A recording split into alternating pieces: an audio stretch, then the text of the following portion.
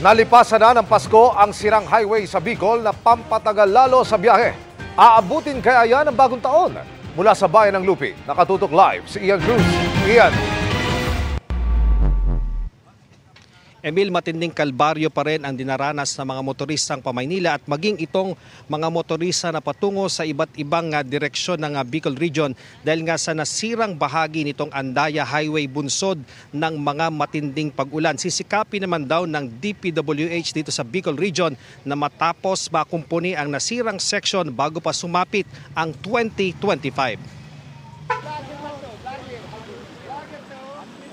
3 oras!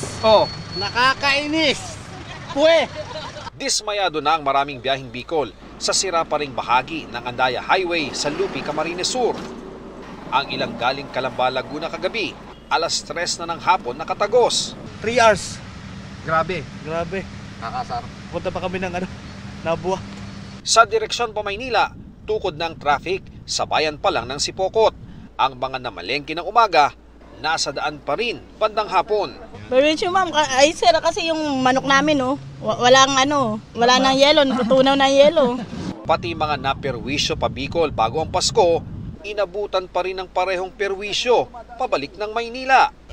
Wala, no choice ganun talaga. So, gagawin follow the flow na lang.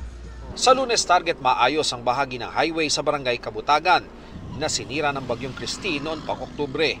Nalagyan naman ito ng barikadang bakal pero bumigay bago magpasko.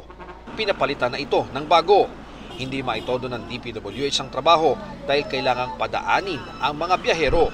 Take 30 minutes ang pagpapadaan sa magkabilang direksyon na susundan ng 30 minutes na pag-aayos.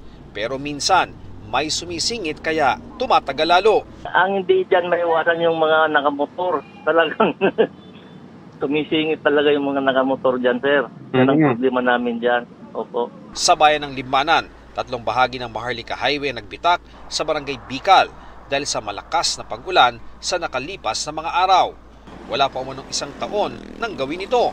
Kasi po mahina po ang pundasyon ang ginawa po nila dito sa aming barangay. Ang iba po dyan, walang gaanong bakal, tapos mahina ang semento. Ang pakaano nila. Saka hindi nila yung po bagang inano ang opo, ang pakagawa nila. Hindi naman siguro, sir, kasi dumadaan naman yan sa quality. May ikuha naman kami, sir. Quality, sir. Dumadaan po yan. May ginagawa dyan na FDT, yung field density test. Bago buhusan po yan. Opo. Sinisisi rin ng ilan ang hindi tapos na drainage kaya pumupunta ang tubig sa kalsada at lumalambot ang lupa. Ayon sa DPWH Bicol, batid din nila ang mga di tapos na drainage tulad sa bandang gilid ng mga poste. Bukod sa sirang kalsada, inaalala rin sa barangay Bicol ang nagbabadyang landslide.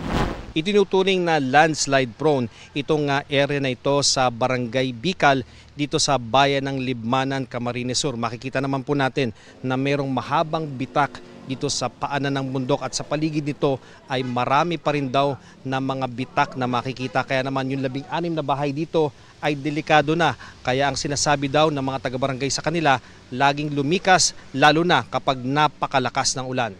Abandonado na ang ibang bahay gaya ng sa anak ni Susana Buelia na nagkabitak-bitak ang sahig at dingding dahil sa pagpapalambot ng ulan sa lupa.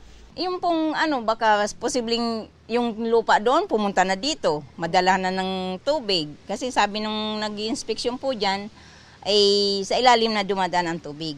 Sa Napolidan Lupi, na malapit na sa boundary ng Camarines Norte, umaaray ang mga may pananim na sinira ng ulan. Kasi nakatanim ito tagilid. Nakatagilid siya. Pero sa amin, ang napuruhan talaga saging. Lahat bagsak. Dahil sa ulan? Oo, sa ulan. Kasi lumambot yung lupa.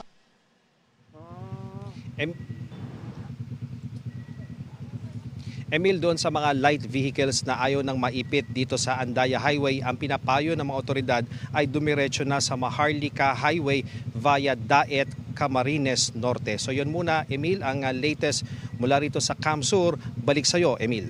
Maraming salamat, Ian Cruz. Kasunod ng Pasko, may bagong sigla sa bentahan sa Divisoria at Binondo. Pampaingay at pampaswerte naman ang dinaragsa. At mula sa Divisoria, nakatutok live si Tina Panganiban Perez. Tina. Vicky, matao, maingay at masikip ang mga daan dito sa Divisoria, pati na rin sa Binondo dahil sa dami ng mga namimili na ng mga pambagong taon. Sa kanto pa lang ng CM Recto at Soler sa Divisoria, ang crowd estimate na ng pulisya ay 2,000. Nagkalat ang mga mamimili at mga vendor na walang patid ang pagsigaw ng kanilang mga paninda. Tuloy-tuloy rin ang magkahalong tunog ng mga busina at torotot. Nagsisimula ng dumami ang mga namimili dito sa Divisoria sa Maynila at isa sa mga patok sa mga consumer ang mga polka dot na damit na pinaniniwalaang pampaswerte sa bagong taon. Kasi yung pamahiin nila ganun, pag New Year na kailangan may bilog-bilog na po yung damit. Pampaswerte po sa bagong taon. Yung color of the year, lalo po yung brown, tsaka yung lucky color natin is lavender. Ang polka dots talaga ay simbolo yung mauunlad ka sa buhay mo. Inaasahan ng pulisya na lalo pang darami ang mga tao sa Divisoria mula ngayong gabi hanggang gabi ng December 31. Mag-ingat po kayo sa mga mandurukot, salise at mga budol-budol. Iwasan nyo rin po ang mga tao na hindi nyo kakilala na makipag-usap po kayo. At panatiliin nyo po nasa harapan po ninyo ang mga mahalagang gamit tulad ng cellphone, wallet at alahas po. Maging alerto po tayo at huwag maging biktima po. Sa Binondo naman, Lucky Charms ang dinarayo. Sabi ng mga feng shui expert, kasama sa mga pampaswerte para sa 2025 na Year of the Wood Snake, ang Prosperity Basket na may imahe ng ahas. Pero hindi raw sapat na umasa lang sa Lucky Charms. Meron tayong tinatawag na 3 kinds of luck. Pag sinamang Heaven's Luck, syempre napaka-importante yung tiwala pa rin natin sa Diyos, yung ating faith natin, okay, tsaka yung doing good karma. And then meron din tayong tinatawag na Feng Shui, which is yung Earth Luck, So medyo yun po yung nagbuboost lang naman ng blessings sa atin. Pero hindi dapat natin kalimutan, meron din tinatawag na Man's Luck. Ang Man's Luck, nandun po yung sipag, tiyaga at tsaka diskarte.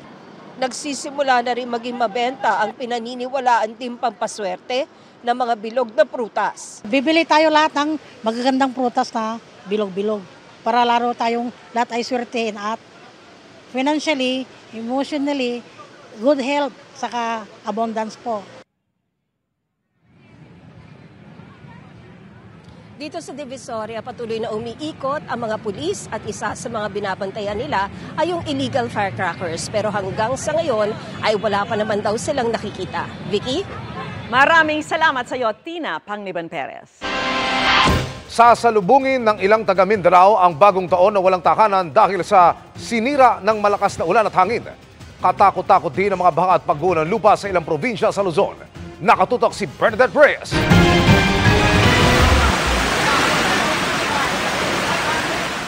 Bagyo pero halos tangayin ang rumaragas ang baha ang mga lalaking ito sa bayan ng Don Marcelino sa Davao Occidental kagabi. Buwis-buhay nilang sinuong ang hanggang hitang baha para tulong-tulong na buksan ang gate na yan. Ang ilan nilang kapitbahay na trap at hindi agad makalabas dahil sumasalubong sa gate ang malakas na agos ng tubig. Maging ang mga alagang baboy, tulong-tulong na inilikas sa mas mataas na lugar. Thank you, Lord! Dahil pa rin sa walang tigil na ulan, hindi na madaanan ng tulay na ito sa bayan ng Malita matapos mawasak ng malakas na ragasan ng baha. Ang motorsiklong ito pinagtulungan na lang buhatin para makatawid sa kabilang bahagi ng tulay. May mga naitala ring landslide sa ilang kalsada sa Mati City, Davao Oriental. Sa probinsya naman ng Sarangani, nagmistulang ilog ang kalsadang ito sa bayan ng Maitum. Pahirapan sa pagbiyahe ang mga motorista dahil sa bahang kalahati ng gulong ang taas. Ang mga lalaking ito sinubukang sumuong pero itinulak na lang ng kani-kanilang motorsiklo para makatawid. Maging ang mga malalaking truck pahirapan ng pag-usad. Ang malawakang baha inabot hanggang gabi Kaya ilang rescuer ang tumulong na para maitawid ang mga stranded na residente. May gabi sa tayo, mga yung sitwasyon dari sa checkpoint. Ganyan din ang sitwasyon sa bayan ng Alabel kung saan ilang sasakyan ang tumirik sa checkpoint na ito. Mistulang ilog kasi ang kalsada dahil sa tumaas na baha. May ilang pasaherong napilitan na lang bumaba at maglakad sa baha. Malungkot na bagong taon naman ang sasalubong sa ilang residente ng Palimbang, Sultan Kudarat. Winasa kasi ng malakas na hangin at ulan ang ilang bahay doon. Mistulang papel na nilipad ang mga bubong at wasak maging ang mga gamit sa loob ng kani-kanilang bahay. Sa inisyal na tala, 25 pamilya ang apektado. Ayon sa Pag-asa, ang mga pagulang nararanasan sa Mindanao ay dulot ng Intertropical Convergence Zone o ITCZ. Hindi rin nakaligtas ang ilang lugar sa Luzon, apektado naman ng hanging amihan. Gaya sa lungsod ng Tuguegarao City sa Cagayan, kung saan isinaranas sa mga motorista ang tulay na ito na halos lamunin na ng umapaw na Pinakanawanan River.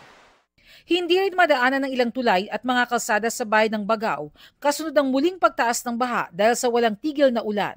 Inatasan na ng lokal na pamahalaan ng mga residenteng malapit sa ilog at mababang lugar na lumikas. Sa kasiguran Aurora, hindi pa rin humuhupa ang bahang dulot ng ilang araw na pag-ulan sa probinsya. Ang tubig pumasok na hanggang sa loob ng mga bahay. Ang mga alagang asong ito inilikas muna sa mas mataas na bahagi. May mga alagang manok din na nasa bubong muna para hindi abuti ng tubig. Nakapagtala rin ng kabi-kabilang landslide sa ilang kalsada sa probinsya ng Quirino pero agad ding nagsagawa ng clearing operations. Para sa GMA Integrated News, Bernadette Reyes, nakatutok 24 oras. Happy Friday, chikahan mga kapuso! Puno ng aral at pagmamahal, hindi lang para sa sarili, kundi pati na rin sa bayan ang last episode ng Pulang Araw. Another Sipangs moment pero masaya at fulfilled ang cast sa pamamaalam sa kanilang mga character. Makichika kay Nelson Canlas. Sa 110 episodes, nakilala natin sa GMA Family Drama Series na Pulang Araw ang sanga-sangang buhay ng mga bidang sina Adelina, Teresita, Hiroshi at Eduardo, pati si Colonel Saito Yuta, na ginampanan ng 5 sa pinakamagagaling na kapuso stars na sina Barbie Fortesa, Sanya Lopez, David Dicauco at Alden Richards with Dennis Trillo. Ang masalimuot na buhay noong panahon ng ikalawang pandaigdigang digmaan, hinaluan ng kwento ng pamilya na mahusay na ginampanan ni Rian Ramos, Epi Quizon, Angelo De Leon, Rochelle Pangilinan, Ashley Ortega, Isay Alvarez at marami pang iba. Binigyang muka sa serye ang mga taong natakot, nagtiis at nag-aklas sa mga nang-aapi. Para sa ating kalayaan. Sa 12 years na pag-aartista ko, parang dun rin yung pinaka-challenging na scenes na mga nagawa ko. And nakaka-proud din. Dahil sa historical reference nito at galing sa pagsasadula, naging ugali na itong panoorin lalong-lalo na ng mga kabataan. Kinilala rin ito at napasama sa proyektong Lunar Codex bilang isa sa mga documented Filipino projects na ipapadala at maa-archive sa buwan. Nahasa man ang kanilang galing, ang labis na ipinagpapasalamat ng mga nagsiganap ay ang paglalahad nila ng pinakamalapit sa tunay na kwento bilang pagpupugay sa mga Pilipinong nabuhay noong World War II. Tikman mo ang ngit-ngit ng bayan na hindi pa sasakop at paabigay naman. At ngayong gabi, sabay-sabay nating saksihan ang ganti sa kasamaan ng mga dayuhan. Ang kahihinatnan ng buhay ni Eduardo at Teresita. At kung saan ba mauuwi ang paghihinagpis ni Adelina sa pagkawala ni Hiroshi. Of course, number one, I will miss the people, the production, the script, the storyline, and I'll miss Hiroshi, I'll miss Adelina, diba? But at the same time, I'm also excited for what's next. Tingnan nyo! Ang mukha ng kaaway! Sa pagtatapos ng serye, nag-iiwan ito ng mga tanong. May nananalo ba talaga sa gyera? Lalo na para sa mga ina na hindi na nakitang bumalik ang kanilang anak, Pilipino man o ibang lahi.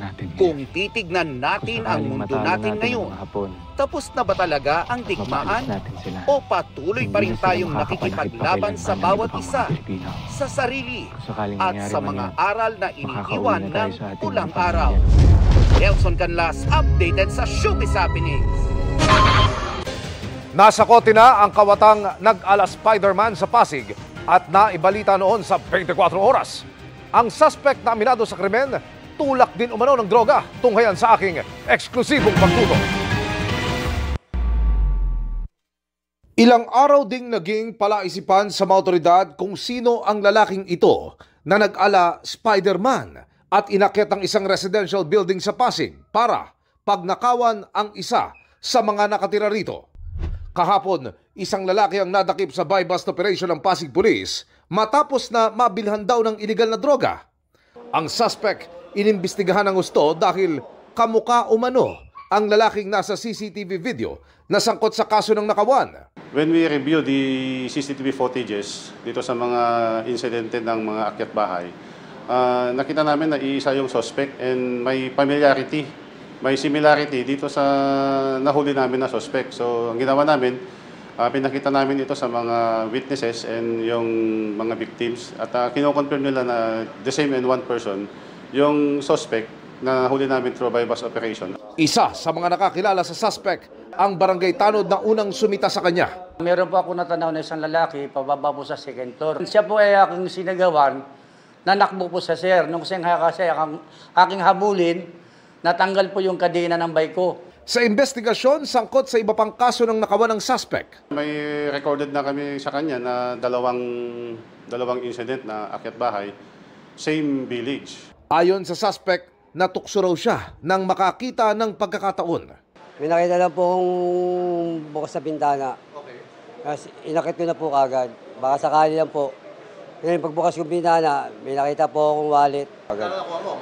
1.5 po. 1.5? Opo. Pagkatapos saan ka na nagpunta? Uwi na po sa bahay.